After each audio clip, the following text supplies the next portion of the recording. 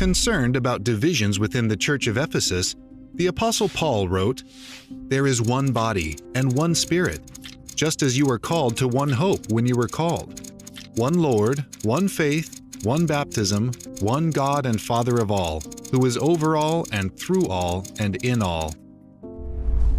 Historically speaking, Christians desire unity with each other, but they also want to be free to express their faith according to their own distinctive cultures. When Christianity expanded throughout and beyond the Mediterranean world, Christians encountered a variety of languages and cultures, which impacted how they understood the faith and lived their lives.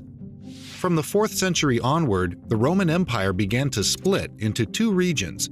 Christians in the Western Roman Empire, encompassing the Western Mediterranean world, had their geographical focus on Rome, and Latin became the dominant language of their theological conversations. This group of churches eventually became known as Catholic, a term which means universal. Ignatius of Antioch, in his letter to the Smyrnians, chapter 8, verse 2, is the first to use the word Katholikos, or Catholic, to refer to the universal church of his day.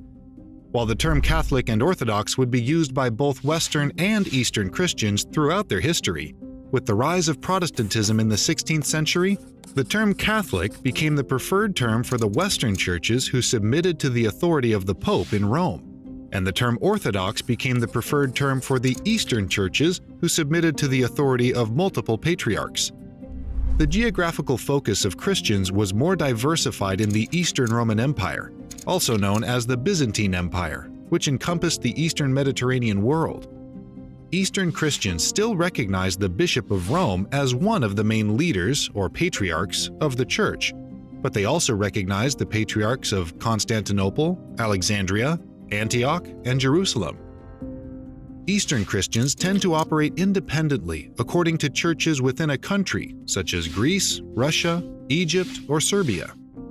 Greek continued to be the dominant language of theological conversations in the East.